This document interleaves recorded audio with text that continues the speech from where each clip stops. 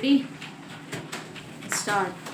Sir, it is usual in all parliamentary systems of government for the President at the opening of a session to address both houses of parliament. It has been criticized as being merely a narration of facts which have happened during the past year. But that is the usual thing, as honorable members know, which happens in most of the parliaments which work under parliamentary systems of government. I am sure that the honorable members are aware that India has always stood for peace, and ever since her independence has done what she could to preserve peace in the world. Both in Korea and in Indochina, our efforts led to a ceasefire, and for the first time, with the settlement of the Indochina problem, there was no shooting war anywhere in the world.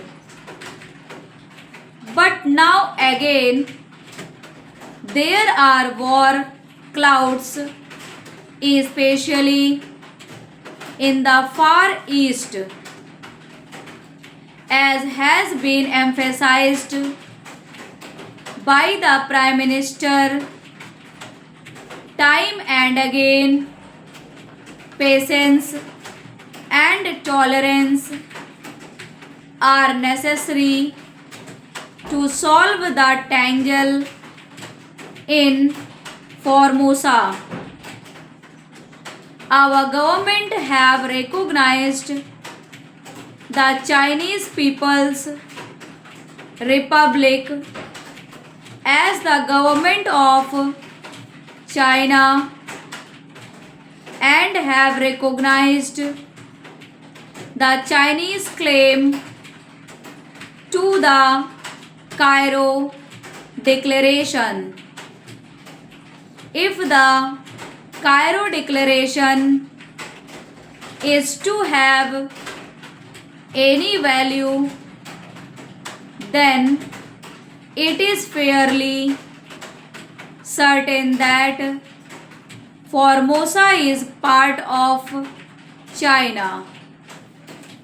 But at the same time, one cannot forget the fact that things have got to be tackled patiently.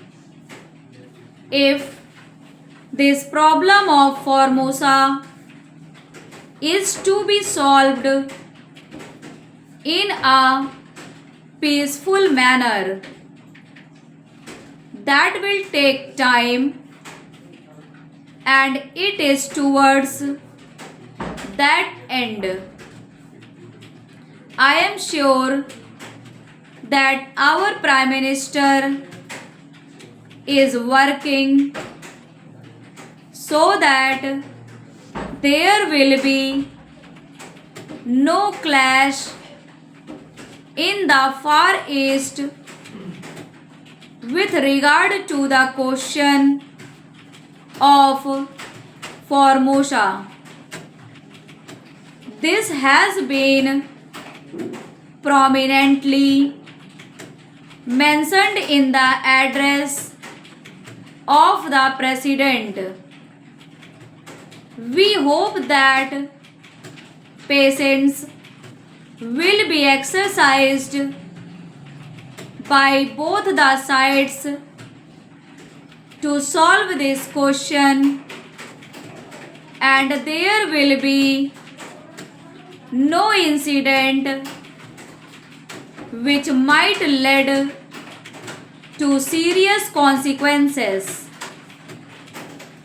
Our agreement with China on Tibet, which formed the basis of the joint statement by China and our prime ministers regarding Panchshila, must form the main principle through which international tension can be eased and finally peace established.